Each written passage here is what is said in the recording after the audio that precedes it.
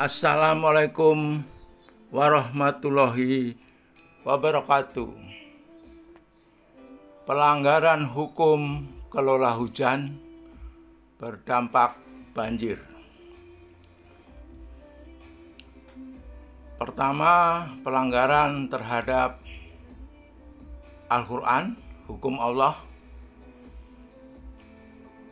Yang kedua, pelanggaran terhadap Peraturan Menteri Pekerjaan Umum Nomor 12 /PRT/M tahun 2014. Yang ketiga, Peraturan Menteri Kehutanan Nomor 61 tahun 2014.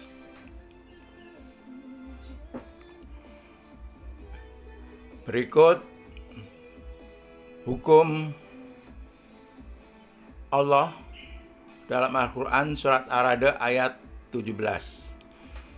Kajian interdisipliner artinya antara Al-Quran dikorelasikan dengan ilmu ilmiah, ilmu hidrologi.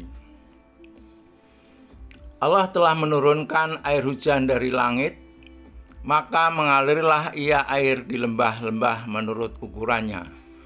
Maka arus itu membawa buih yang mengambang. Demikianlah Allah membuat perumpamaan tentang yang benar dan yang batil. Nah, ini firman-Nya tadi barusan saya bacakan, kemudian ini ciptaannya.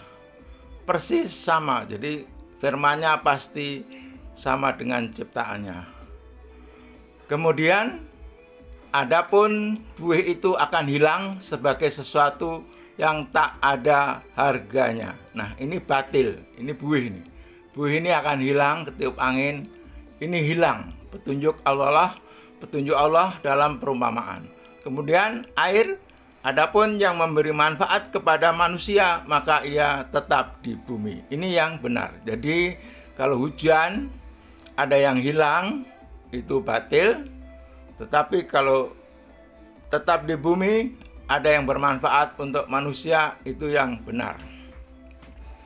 Kemudian ilmu hidrologi, kalau sedang hujan, jatuh ke jalanan, ini run-off. Run-off ini selama ini dibuang, ini hilang ke laut. Jadi dari jalan ke irigasi, ke saluran drainase ke sungai ke laut, hilang, sama-sama hilang, maknanya hilang. Nah, berarti kalau kita melakukan seperti ini, kalau turun hujan dibuang, itu batil.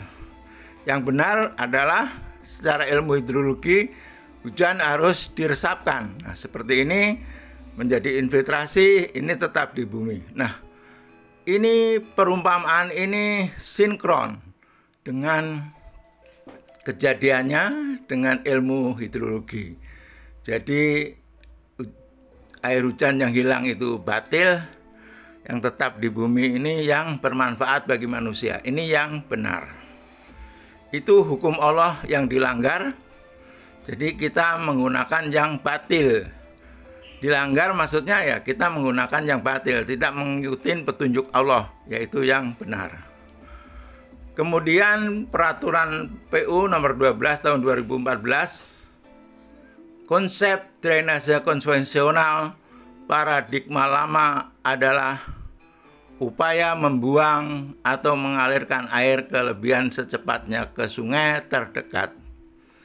Dalam konsep drainase konvensional, seluruh air hujan yang jatuh di suatu wilayah harus secepatnya dibuang ke sungai dan seterusnya ke laut.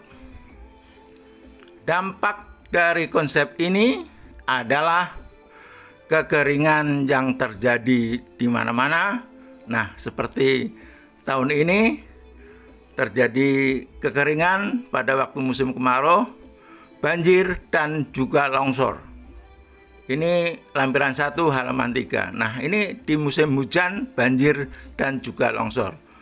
Kekeringan di mana-mana musim kemarau ini udah terbukti tahun 2023 ini terjadi di Indonesia dan hampir di seluruh dunia.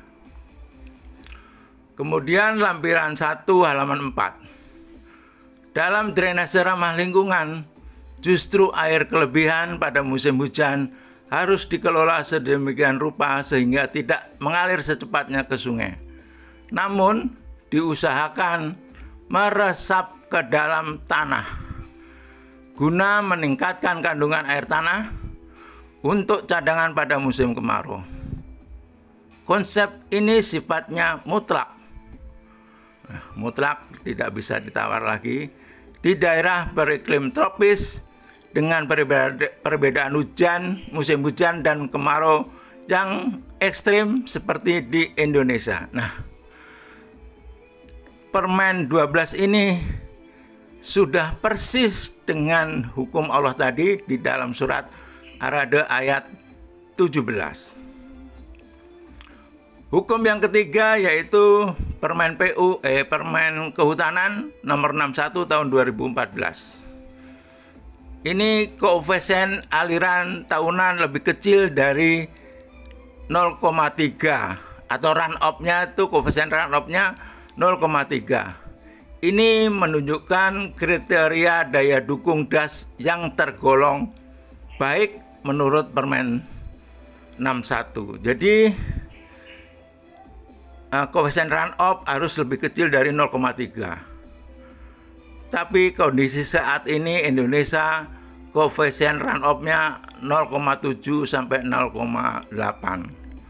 Karena kerusakan das di Indonesia. Demikianlah